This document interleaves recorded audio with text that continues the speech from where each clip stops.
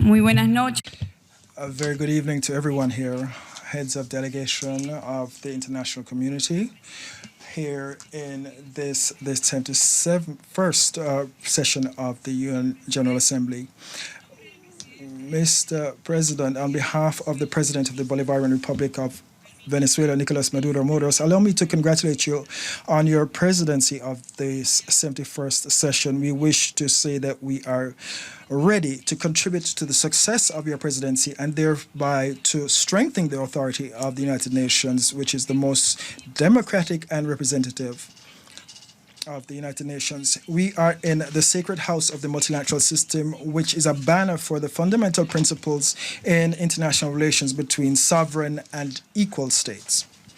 The Bolivarian Republic of Venezuela claims the principles and purposes of the Charter of the United Nations, which call for respect for the right to self-determination of peoples, to sovereignty, independence, and the territorial integrity of states, which are the underpinnings of the peaceful coexistence between nations within the framework of a pluripolar system. The presence of Venezuela in the Security Council as a non-permanent member since January 2015 has been geared towards reaffirming the validity of sovereignty, political independence, self-determination, and the peaceful settlement of disputes. A year ago, the heads of state and government adopted the 2030 development agenda here in the General Assembly, and the purpose was ultimately to eradicate hunger and poverty while reminding everyone that it was people-based and that it was universal and transformative. However, allow me to draw your attention to the main obstacle facing the world in achieving these noble purposes. The capitalist model significantly hinders the right of development of peoples. It creates deep inequalities and threatens the very existence of the planet and the human species. The consumption generated by capitalism was able to melt over the past 50 years the ice caps and creating in the planet unsustainable climate conditions. In the words of Pope Francis in his encyclical, man's actions and his production and consumption models have made the planet a huge waste heap. It is a model that is based on and develops based on the expansion of violence in its various manifestations, both in terms of internal conflicts as well as broader wars. In 2015, the global military spending was $1.7 billion, and out of this amount, the United States alone was responsible for a third to finance its wars and imperial aggressions, a total of $600 billion. It is almost difficult to imagine this figure for some countries. The United States has almost 800 military bases around the world with a maintenance cost close to $100 billion a year. There's a reason why in 1968, Martin Luther King said, United States is the largest exporter of violence throughout the world. Mr. President, conflicts in 5 centuries show the intrinsic link between violence and the expansion of capitalism. In the 16th century, there was 1.6 million deaths caused by conflicts. In the 17th century, we saw an increase in that figure to 6.1 million people killed. In the 18th century, we saw an increase going up now to 7 million. And in the 19th century, we saw an increase to 19.4 million people killed. And in the 20th century, 109.7 million deaths caused because of deadly violence and conflicts. So this tragic history of deadly violence also went hand in hand with the expansion of capitalism and its financial impact. Deadly violence in a matter of 5 centuries went from 0.32 to 4.35. So we are a much more violent planet. Contemporary wars have also seen changes in the way they are waged. We now see a predominance of internal conflicts, and furthermore, this is taking place mostly in poor countries. Just to give you a tragic example, the United Nations 2005 report introduced a dramatic piece of information pointing to the link between violence and capitalism. Out of 3 million people who were killed because of conflicts since 1990, 2 million of them were children. Mr. President, capitalism is a serious threat to the future of humankind.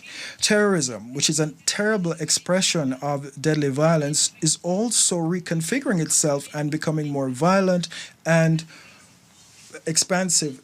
It is attacking poor or devastated countries. It pursues geopolitical aims to bring down states, their institutions, and it allows for the illegitimate appropriation of the strategic resources of countries. Venezuela rejects terrorism in all its forms and condemns the double standard that we see the centers of hegemony seeking to bring about as they seek to create an artificial subcategories of terrorism. It is good if it serves their interests and the interests of their in overthrowing governments that are not in line with their aims, and it is bad when there is a boomerang effect that makes victims of their own people.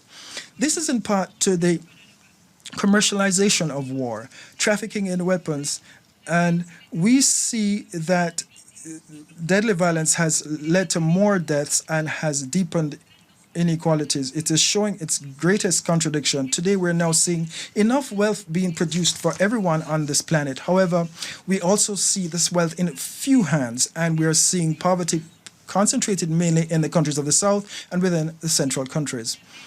The gap between rich and poor was disproportionately increased. In the case of the United States, it is clear that this gulf since 1942 until 2010 has tripled in size. In 1978, just to give you an example, a worker of the working class earned $48,000 and an executive at the top of his game earned $393,000 annually. In 2010, that average worker earned $33,000 and the senior executive more than $1.1 million per year.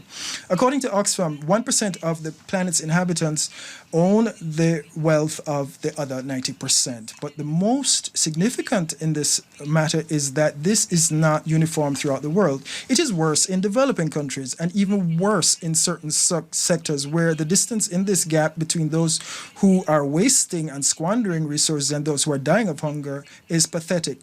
The concentration of capital became unproductive wealth and speculative wealth, which was pernicious in the way it fed certain economic sectors such as communication, energy, banking, financing, and so on and so forth. It is the way of gaining wealth without producing. It is a model that is based on violence and makes peace a far-flung dream for humankind. We only have to look at the most serious conflicts to see how this is affecting global peace and stability. The Palestinian question continues to be a pending cause for humankind everywhere. War crimes and massive violations of human rights of the Palestinian people show that this is daily fare for them. This shows how that there has been an increase from 20% to 55% in poverty there, and it has worsened. There is no time to refer to the number and types of violations of human rights that are committed every hour against the Palestinian people. Venezuela backs the right to self-determination of Palestine through the existence of a free state that is sovereign and independent. And it's for this reason that we believe that this organization, the United Nations, therefore must take a decision as soon as possible to ensure that Palestine is admitted as a full-fledged state here in the United Nations. We back the establishment of a Palestine state with safe borders and internationally recognized borders, prior to 1967 with East Jerusalem as its capital, our country is making a plea to Israel to put an end to the prolonged occupation of territory belonging to the Palestinian state. The Israeli occupation of its territories and its policies based on this are the main cause of the human rights violations of the Palestinian people and international humanitarian law. Venezuela also calls for the definitive lifting of the illegal blockade of the Gaza Strip since 2007, which is a flagrant violation of the human rights of these people. Mr. President, there will be no peace in the Middle East unless Israel stops denying the human rights of the Palestinian people, including the right to self-determination. In the case of Iraq, the case made for the second invasion in 2003 was based on a truth that not only was not proven, but later on was recognized by the main invaders as a lie. The military invasion was preceded by an effective propaganda campaign based on four main issues. None of them were true. These reasons never existed. What is normally recognized as information became war propaganda. The major media houses carried out campaigns to justify the imperial aggression. In Libya in 2011, we also saw a military intervention by NATO. And this nation was plunged into violence and became a victim of terrorist groups, and its Human Development Index plunged, and we saw its cooperation mechanisms with neighboring countries of Mother Africa disturbed. Libya has levels of production of oil close to 1,600,000 barrels per day, and by August, it was barely 260,000 barrels per day. Once again, the imperial obstinacy of the Western powers hampered the right to development of peoples, the right to peace, the right to have a homeland. The migratory flows of Libyan citizens seeking a better future beyond their borders has also impacted the levels of poverty in central countries. And we also saw knock-on effects in Afghanistan and Yemen. In the Syrian Arab Republic, we see a full-on battle against the barbaric terrorism affecting that country, where the Syrian people are the main victims of the violence at the hands of the terrorist groups. Terrorism has caused one of the greatest humanitarian tragedies over the past few decades in Syria, which has led to millions of displaced people and refugees who are fleeing the widespread violence to save their lives regardless of the risks that they have to encounter. The dramatic images of women, men, and children seeking to cross the Mediterranean reflect the seriousness of the armed conflict in that Arab country caused by the terrorist groups and a violent opposition. Overcoming the humanitarian tragedy of 3.5 million Syrian citizens must come through the overthrow of terrorism and a peaceful solution and political solution to the armed conflict in this brother country. Venezuela also welcomes the return of diplomatic relations between the United Nations and our sister Republic of Cuba as the only way to overcome and to solve the differences between states. The people of Cuba have for decades resisted with dignity and heroism the scourges of the state terrorism that from the north sought to attack its development model, its political, social, and cultural model. The Cuban people are still subject to the criminal, economic, commercial, and financial blockade. And Venezuela calls on the United Nations to put an end to this blockade as well as to provide reparations for this illegal and arrogant act. Mr. President, 16 years ago, President Hugo Chavez Frias, in this very forum during the Millennium Summit, said that the United Nations could not navigate with a map that was based on the reality of 1945, which was the product of the end of the Second World War. It is now necessary so as to successfully tackle the complex challenges to peace, stability, and economic and social development of humanity, for that this organization be renewed and strengthened, which will require a reform of its main bodies. And this means that we must advocate for a comprehensive reform of the Security Council, and this must include developing countries from Africa, Latin America, Caribbean, and Asia, in addition to other important reforms within this organization. The General Assembly is the democratic and universal body par excellence of the organization. Our country reaffirms its position in favor of strengthening the authority of this body in the various spheres that the Charter has entrusted to it: peace and security, economic and social development, human rights, and international cooperation. Furthermore, the double standard perspective and the political use of human rights to justify the interventionism in our countries that serves imperial interests seriously undermines the institutional framework of this organization, and it becomes a genuine challenge where it, for this to protect human rights of peoples and not just individual rights of elite global bodies. We must ensure that the United Nations system takes actions for governance of the proper governance of peoples.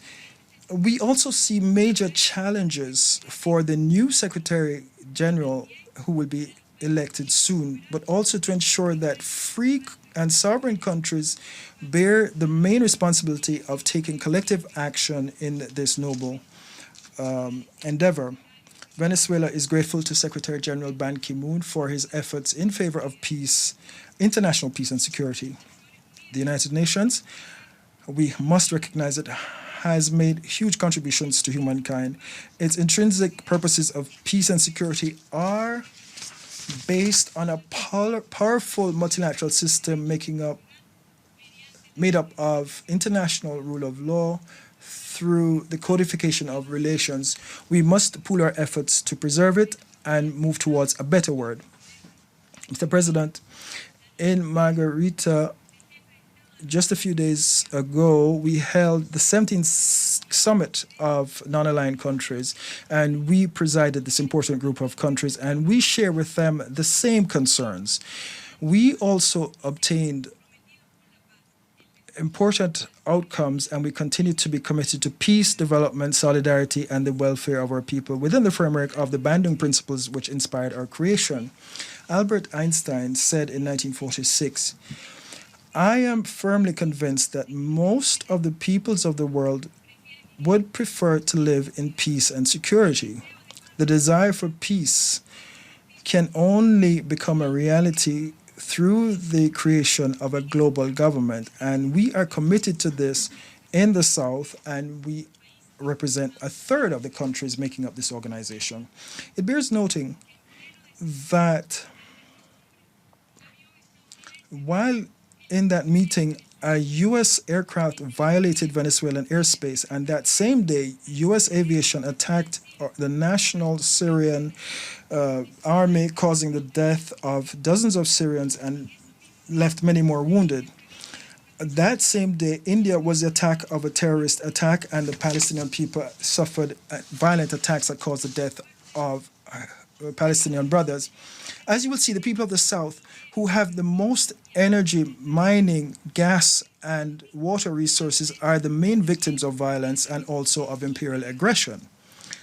Over a year ago, the President of the United States decreed an executive order that declared Venezuela was a threat to the national security of the United States and its foreign policy. It was rejected by most countries in the world. But furthermore, from the United States, we saw extremist violent groups being encouraged to cause death in Venezuela and to overthrow the constitutionally elected government of Nicolas Maduro through various economic forms of aggression, sophisticated media campaigns, and a media campaign and financial boycott.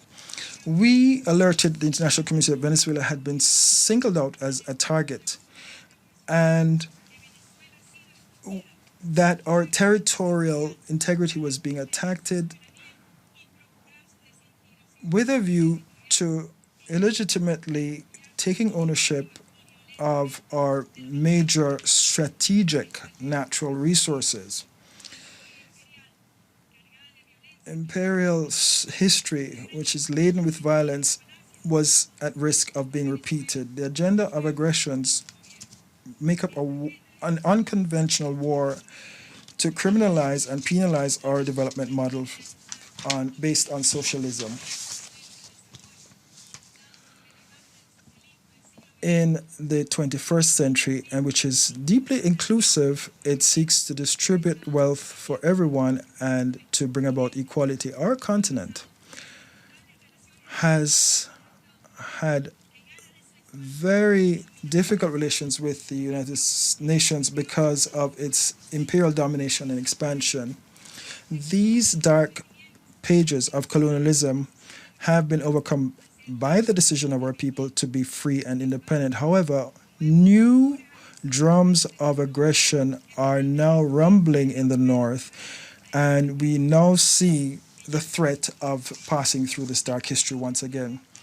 We denounced the parliamentary coup d'etat in Brazil, and we see the strings being pulled from Washington. We must remember that Venezuela was blamed for having one of the most just rates of distribution of wealth in Latin America, where we had an index of 0.38. In 2005, UNESCO declared our country free of illiteracy, and we now see UNESCO recognizing our 77% enrollment rate for children between 3 and 6 years old, 96% for children between 6 and 12, 76 to 12 to 18. And we see enrollment in universities for over 2.6 million students. By 2012, the FAO recognized Venezuela for its social policies to reduce hunger and poverty over half of our national territory. In 2015, the FAO once again recognized the government of President Nicolas Maduro for the exceptional progress in reducing hunger and poverty. In our country, the free healthcare program covers over 75% of our people, and we will soon be reaching 100%, and we are also exporting this to Cuba. Our housing program has benefited over 1.1 million families.